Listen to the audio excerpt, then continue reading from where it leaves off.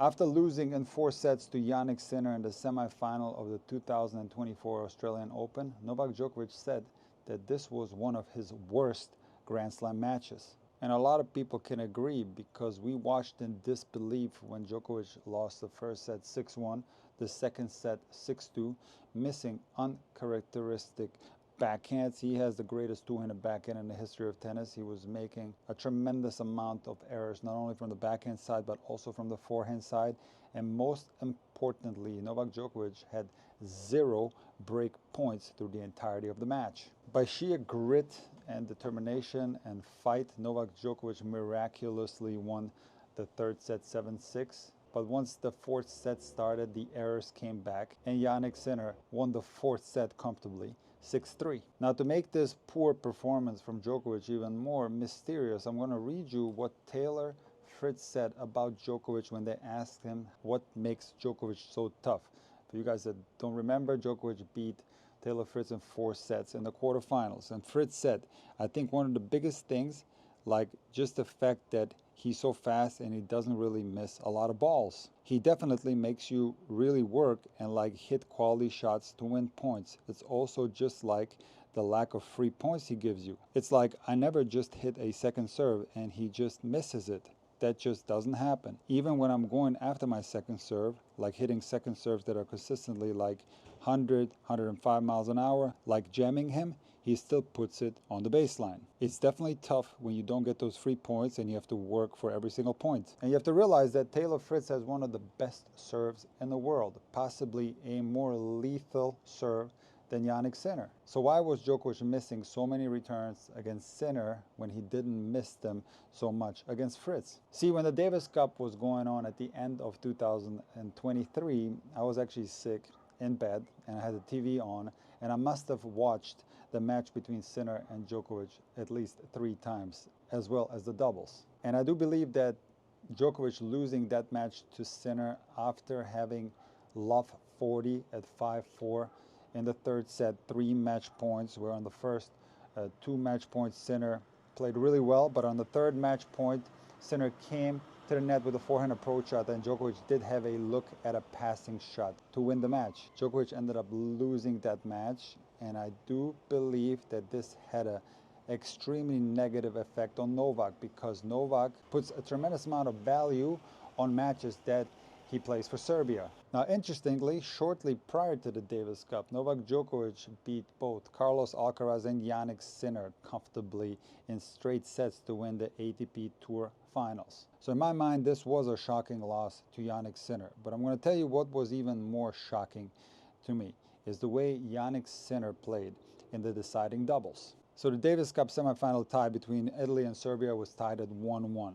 Kecmanovic beat Musetti and Sinner beat Djokovic. And the doubles was Djokovic and Kecmanovic against Sonego and Sinner. And I can tell you that I watched that doubles match at least 3 times, and I have never in my life seen someone hit the ball as hard as Sinner did on that particular day. So not only did Djokovic blow 3 match points, which would have clinched the tie against Italy, and there was a great chance that Serbia could have beaten Australia in the final, but he also had a chance in doubles to clinch. And the manner in which Sinner outplayed everyone on that court in that doubles match put a damper in Djokovic's confidence. And if you can find this match, maybe on YouTube, I highly recommend that you watch it, because Sinner was hitting blistering winners from the baseline in doubles, going down the line, going cross court.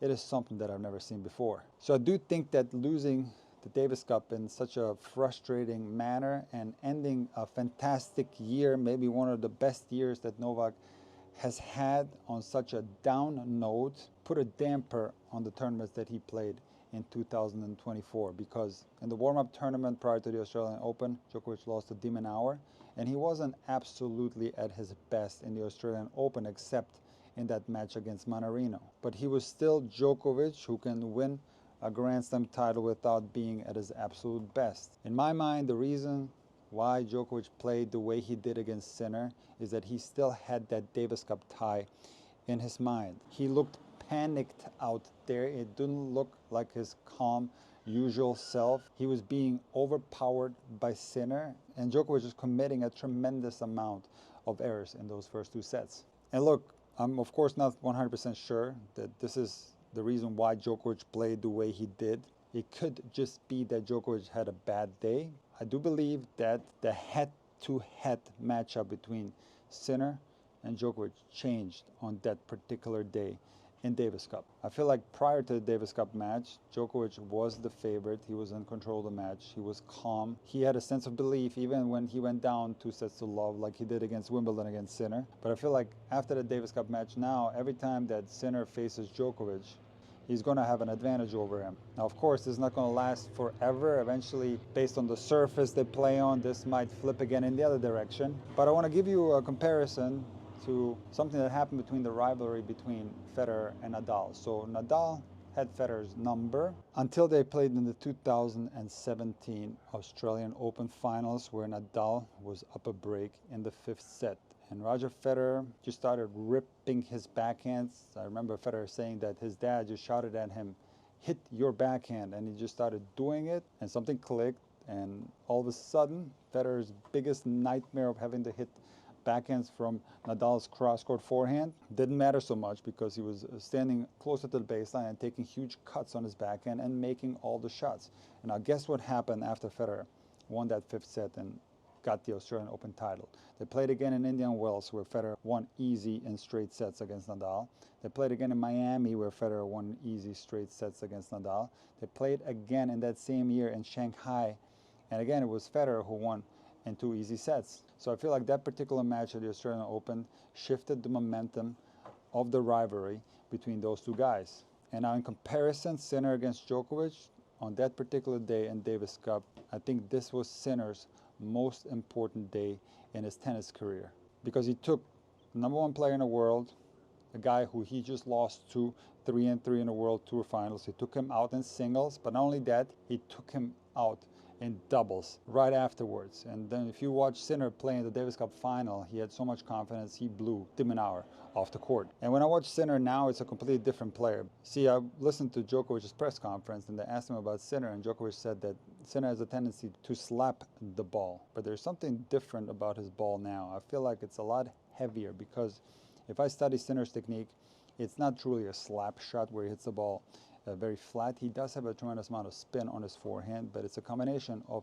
spin and power. See, before Sinner played good matches, no doubt about it, but he would sometimes fall short in later stages of the tournament and have some performances where he made too many unforced errors. But now it's a completely different player, because he has the confidence to hit the ball extremely hard, but he also has the consistency and doesn't miss nearly as much as he used to. So it is truly astounding that he can hit so hard while at the same time applying control to the ball. All his strokes, his forehand, his backhand, his serve are much faster than they used to be. But something else about Sinner, which is kind of weird, because when you look at him, he doesn't look like an Alcaraz type athlete, so to speak. You wouldn't think that he would move as well as Alcaraz or Nadal or Djokovic. He's lanky, he doesn't have the same musculature as those other guys, but I can tell you that watching him play, the guy is unbelievably athletic, covers the court extremely well, and he's a lot stronger than he looks. And one thing that people don't complain about, but it does annoy me, is when players put their ear towards the crowd, or they try to pump the crowd up.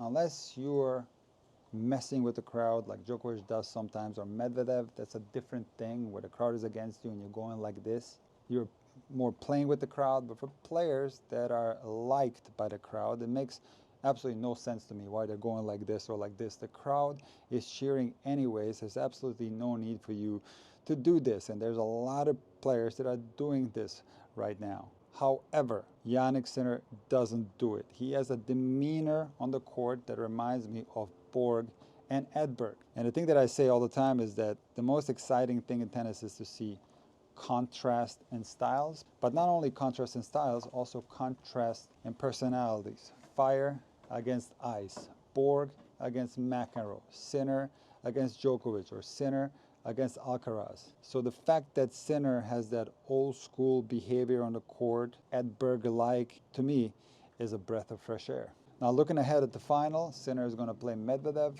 who might be the greatest tennis tactician. In the on-court interview with Jim Courier, Medvedev let us in on his decision-making, why he stands so far back behind the baseline. And the reasoning behind this is absolute genius. He understands his own game extremely well. I'm going to make a full-length video about return positioning very soon, where I'll address Medvedev's return. But in any case, not only does Medvedev understand his own game really well, he understands the game of tennis exceptionally well, and he just finds a way to win tennis matches. He's one of the most consistent players that I've ever seen, very similar to Djokovic in that regard. And not only is Medvedev extremely consistent, he also has one of the best serves in the world, and he's a phenomenal mover. So this is not going to be an easy match for Sinner by any means. He's going to have to play his top game because Medvedev is very eager to get his second Grand Slam title. He's been on the court a lot more than Sinner has, but Medvedev is a beast. He's got great endurance, and I don't believe that that's going to be a factor. But if Sinner plays the way he was playing in Davis Cup, the way he was playing throughout the Australian Open, he's going to be the favorite to win that match. Right now, in my opinion, Sinner is the best player in the world.